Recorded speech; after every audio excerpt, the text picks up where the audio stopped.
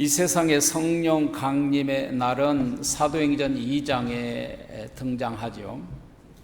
성부 하나님께서 창세전에 예정하시고 계획하신 대로 우주 만물을 창조하셨습니다.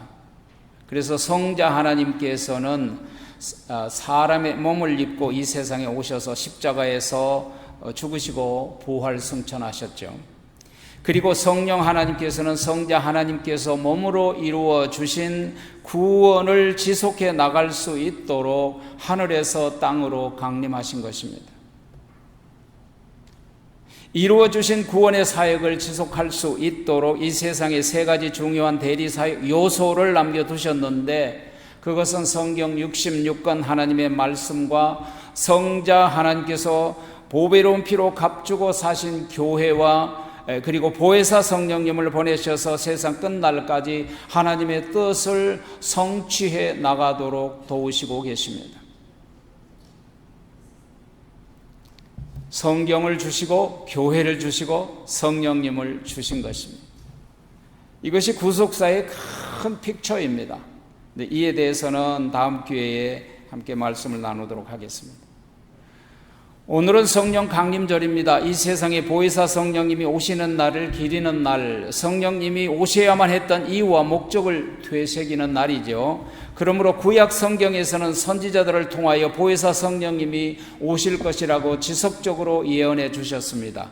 예수님께서도 보혜사 성령님을 보내시겠다고 약속하시고 그리고 승천하셨죠. 그리고 예언과 그 예언하심과 약속대로 보혜사 성령님이 이 땅에 내려오신 것입니다. 자, 오늘부터 몇 주간 우리는 성령님이 누구이며 이 땅에 오셔서 무엇을 하셨는가, 구원과 성령은 어떤 관계가 있는가, 이런 말씀에 대해서 성령님과 우리의 관계는 무엇인가를 함께 나눠보도록 하겠습니다. 오늘 본문에 보면 계명과 사랑의 관계를 대조해주고 있습니다. 첫 번째, 주님의 계명을 지키는 것이 주님을 사랑하는 것이다. 요한복음 오늘 14장 15절에 보니까 너희가 나를 사랑하면 나의 계명을 지키리라 그랬습니다. 우리가 아버지를 사랑하면, 우리가 부모님을 사랑하면 부모님 말씀에 듣는 것처럼 우리가 예수님을 사랑하면 예수님의 계명을 지키는 자가 예수님을 사랑하는 자다, 그런 뜻이죠. 여기서 나의 계명, my commission, 그리고 예수님의 계명이 뭡니까? 예수님의 계명이라는 말은 지키도록 우리에게 주어진 명령이죠. 주님이 주신 계명이 뭡니까? 그것은 요한복음 14장 34절에 나와 있죠. 새 계명을 너에게 주노니 서로 사랑하라. 내가 너희를 사랑한 것 같이 너희도 서로 사랑하라. 그러니까 새 계명은 서로 사랑하라는 것입니다. 그럼 어떻게 사랑해야 할 것인가? 마태복음 22장에 보면 한 율법사가 어느 날 예수님께 나와서 무엇이 제일 큰 계명이냐라고 물었죠. 그때 예수님께서 진정한 계명의 본질, 그 뜻이 무엇인가를 우리에게 가르쳐 주셨습니다. 마태복음 22장 37절 40절에 보면 예수께서 가라사대 네 마음을 다하고 목숨을 다하고 뜻을 다하여 너의 하나님 여호와를 사랑하라 하였으니 이게 크고 첫째가는 계명이요 둘째는 이것이 그와 같으니 내 몸을 내 이웃을 내 몸처럼 사랑하라 하였으니 이 두 계명이 온 율법과 선지자들의 강령이니라. 율법과 핵심, 율법과 선지자들이 하신 말씀의 핵심이라, 그런 뜻이죠. 구약 성경의 선지자들이 지속적으로 가르쳐 주신 그 말씀의 핵심은 하나님을 사랑하고 이웃을 사랑하라는 것입니다. 마찬가지로 율법의 대표인 십계명도 크게 나눠서 하나님 사랑과 이웃 사랑으로 구분되는 것이죠. 계명의 근본적인 원칙은 하나님 사랑과 이웃 사랑이라고 하셨습니다. 그렇다면 어떻게 하나님을 사랑하고 이웃을 사랑할 수 있을까요? 오늘 예수님이 말씀하시기를 네 마음을 다하고 목숨을 다하고 내 뜻을 다하여 사랑하라고 하셨습니다. 그러니까 마음 플러스 목숨 플러스 뜻을 플러스 다해서 사랑하라. 이것은 목숨 바쳐 사랑하라는 거예요. 온몸 바쳐 사랑하라는 거예요. 한 가지 질문 드릴게요. 우리가 이웃을 사랑하고 하나님을 사랑하는데 온몸 바쳐 사랑할 수 있습니까? 왜 고개를 좌우로 흔드세요? 신자가 해야 할 주님의 계명의 예표, 모범은 주님이 사랑한 것 같이 우리도 사랑하는 거예요. 그러면 예수님이 우리를 어떻게 사랑하셨죠? 십자가 상에서 자기 몸을 대속의 제물로 송두리째 내어주신 사랑이에요. 예수님처럼 우리가 하나님을 사랑하고 예수님처럼 다른 사람을 그렇게 사랑하라는 말이죠. 그러면 예수님께서 어떻게 하나님을 사랑하셨고 예수님께서 어떻게 사람들을 사랑하셨습니까? 목숨 바쳐 사랑하신 거죠. 그런데 여기서 예수님께서는 신자가 주님의 계명을 지키는 것이 주님을 사랑하는 길이다 그랬습니다. 한 가지 더 질문을 드립니다. 신자가 어떻게 목숨 바쳐 하나님의 계명을 지킬 수 있겠어요? 어떻게 우리의 몸을 다른 사람의 죄를 대신하여 자기 몸을 내어줄 수 있냔 말입니다. 목숨 걸고 사랑의 계명을 지키라고 하십니다. 그러나 인간의 힘으로는 아무도 그렇게 할 수 없습니다. 그러나 할 수 있기 때문에 그렇게 하라는 거예요. 하나님 할 수 없는 것을 하라고 하지는 않습니다. 내 힘으로는 불가능하다. 그러나 하나님의 힘으로 하라는 거예요. 예수님이 하늘로 승천하시면서 사도행전 1장 8절에서 말씀하시죠. 너희 성령이 너에게 임하시면 너희가 권능을 받고 예루살렘과 온 유다와 사마리아 땅끝까지 이르러 내 증인이 되리라 그랬어요. 그러니까 성령이 임하면 권능을 받는 거예요. 권능을 받아야 증인 될 수 있다. 그 증인의 핵심은 사랑의 증인이에요. 사랑으로 증거하는 거죠. 신자가 하나님의 계명을 지키려면 사람의 힘으로는 불가능하기 때문에 하나님의 성령, 하나님의 영으로는 할 수 있다 그 말입니다. 그것을 여호와 하나님께서 스가랴 선지자 스가랴서 4장 6절에서 말씀하셨죠. 만군의 여호와 하나님께서 말씀하시기를 힘으로도 아니 되고 능으로도 되지 아니하나 오직 하나님의 영으로는 되느니라 그랬어요. 하나님의 성령의 힘을 입어야 가능하다는 거죠. 다시 말하면 성령님이 임하시지 않으면 하나님을 사랑할 수도 없고 하나님의 말씀에 순종할 수 없다라는 것이죠. 말씀에 순종하는 것도 성령님의 도우심입니다. 그러므로 하나님을 사랑하고 이웃을 내 몸처럼 사랑할 수 있는 것도 하나님이 주도하세요. 하나님이 하게 하셔야 한단 말입니다. 하나님이 하게 하실 때 다른 사람을 위하여 목숨 바친 사람들이 많이 있잖아요. 그러므로 우리는 끊임없이 성령의 충만함을 받아야겠죠. 그래야 하나님을 사랑할 수 있습니다. 그래야 내 이웃을 내 몸처럼 사랑할 수 있습니다. 그래야 하나님의 말씀에 순종하고 계명을 지킬 수가 있는 거예요. 이처럼 신앙생활은 근본적으로 하나님의 힘으로 하는 것입니다. 내가 하려고 하면 어렵습니다. 하나님께서는 우리가 하나님의 사랑의 계명을 지킬 수 있도록 보혜사 성령님을 보내셨다. 그 보혜사 성령님을 의지할 때 우리가 주님의 계명을 지킬 수 있다. 이것이 첫 번째. 두 번째는 보혜사 성령님은 우리 곁에서 도우신다. 계명을 지키리라고 할 때 지킨다는 말은 보배를 지키며 보관한다는 뜻이에요. 우리에게 가장 크고 놀라운 보배는 뭐예요? 여러분 가지고 있는 가장 큰 보배는 뭐예요? 장롱 속에 감춰놓은 금 덩어리입니까? 아니면 세이빙 뱅크 어카운트입니까? 아니면 내 가정입니까? 내 자녀입니까? 다 중요합니다. 그러나 그것보다도 더욱 더 중요한 놀라운 보배로운 것은 우리가 받은 구원입니다. 그 구원을 보배를 지키듯이 보관하고 지켜야 된단 말이에요. 우리 구원을 잃어버리면 모든 것을 다 잃어버리는 것입니다. 성령을 어떻게 그럼 받을 수 있어요? 성령은 누가 주십니까? 오늘 본문에 보니까 예수님이 주신다고 했습니다. 16절에 보면 내가 아버지께 구하겠으니 그가 또 다른 보혜사를 너에게 주사 영원토록 너희와 함께 있게 하시리니.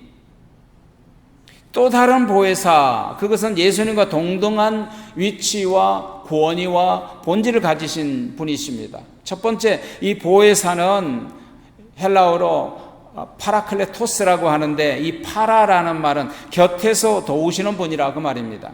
파라라는 말은 곁에서, 클레토스라는 말은 돕고 구조해 준다, 그런 뜻입니다. 사랑의 계명을 지키도록 내 곁에서 도와주는 분이십니다. 두 번째, 보혜사라는 뜻은 대언자라는 뜻입니다. 메센저예요.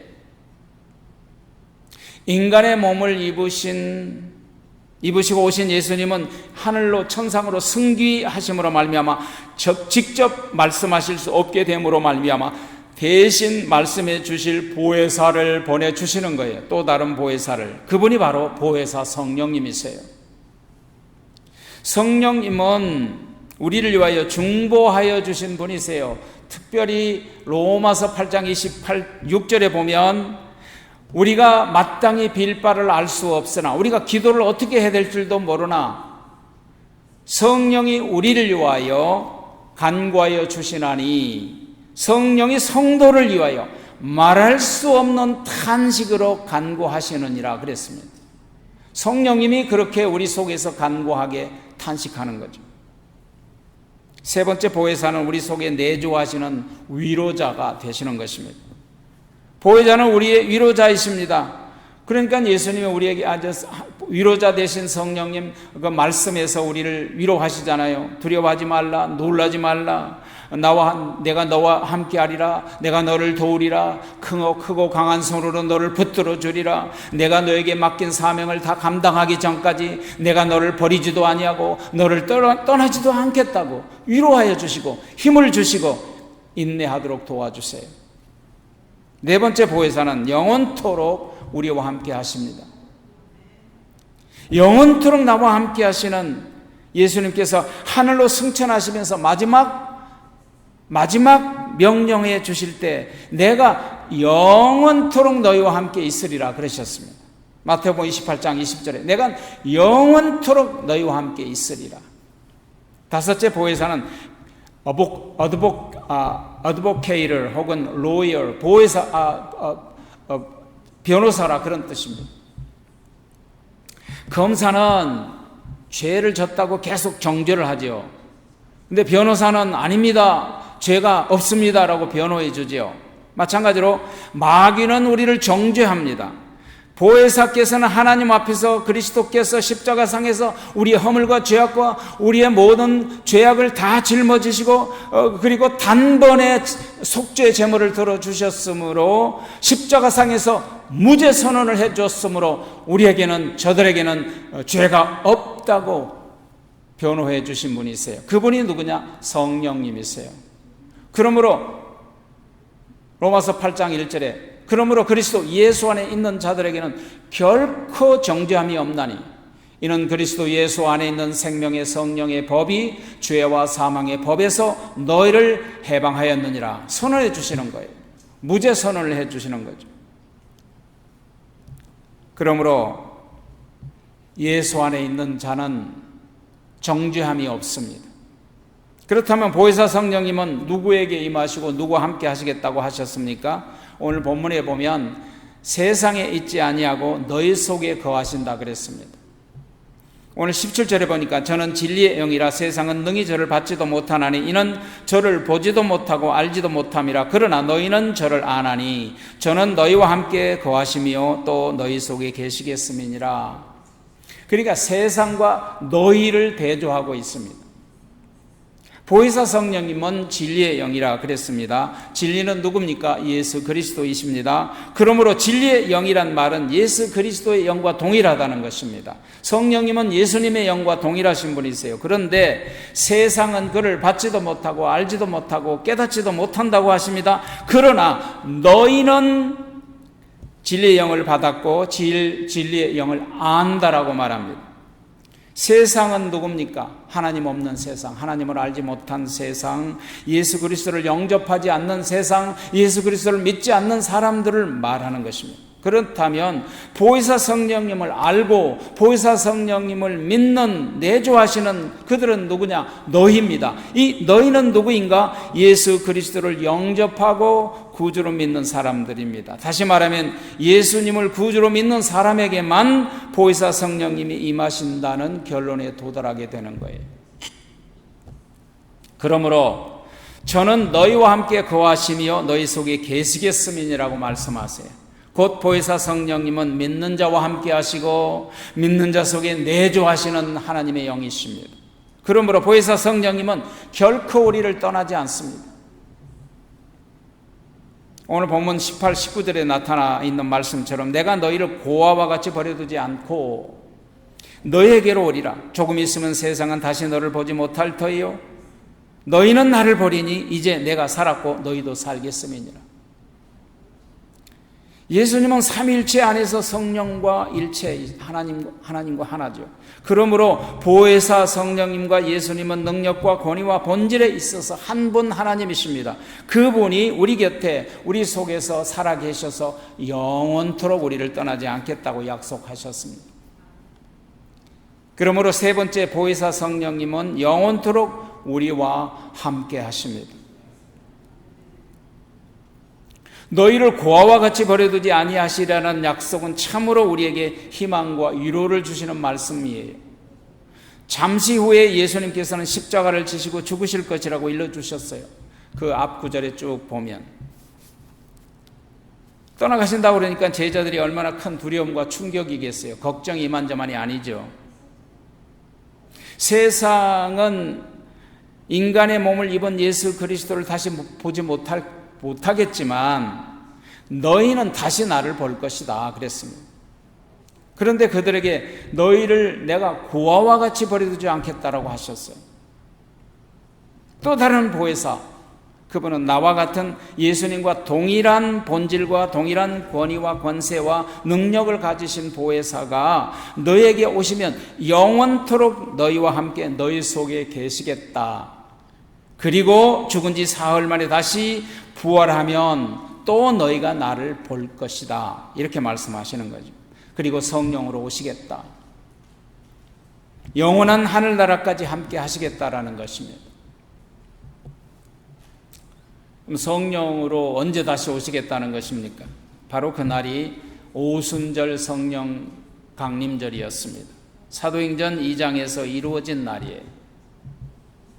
예수님께서 부활하시고 40일간 이 세상에 더 계시면서 제자들에게 나타나시고 부활을 보이시고 천국 복음을 전하시다가 500명의 제자들이 보는 앞에서 천사의 호의를 받으면서 하늘 구름을 타고 승천하셨죠. 승천하신 지 50일 만에 약속하신 보혜사 성령님이 이 땅에 강림하신 거예요. 오늘은 예수님을 대신하여 또 다른 보혜사 성령님이 이 세상에 강림하신 날을 되새기고 기리는 주일날입니다. 성부, 성자, 성령님은 우주 만물을 창조하신 삼위일체 한 분 하나님이십니다. 성부 하나님은 예정하신 구속사를 계획하셨습니다. 성부 하나님은 보이지 않는 본체이십니다. 성자 하나님은 성부 하나님이 예정하시고 계획하신 일을 몸소 이루셨습니다. 성자 하나님은 보이도록 인간의 몸을 입고 성육신 하시고 십자가에서 고난의 제물이 되시고 죽음을 통해서 우리를 구원하시고 부활 승천하신 분이십니다. 성령 하나님은 성자 하나님이 이루어 놓으신 이 일을 지키도록 증거하고 지속시켜 나가는 일을 하는 것입니다. 성자 하나님은 보이지 않지만 성자 하나님은 보이지 않지만 살아계시고 우리 속에 내조하셔서 영으로 내조하셔서 성자께서 이루어 놓으신 구속을 보배를 지키고 복원하는 일을 해주시는 거예요. 우리를 보배롭고 존귀하게 여기시고 우리를 지켜주시는 일을 하시는 거예요.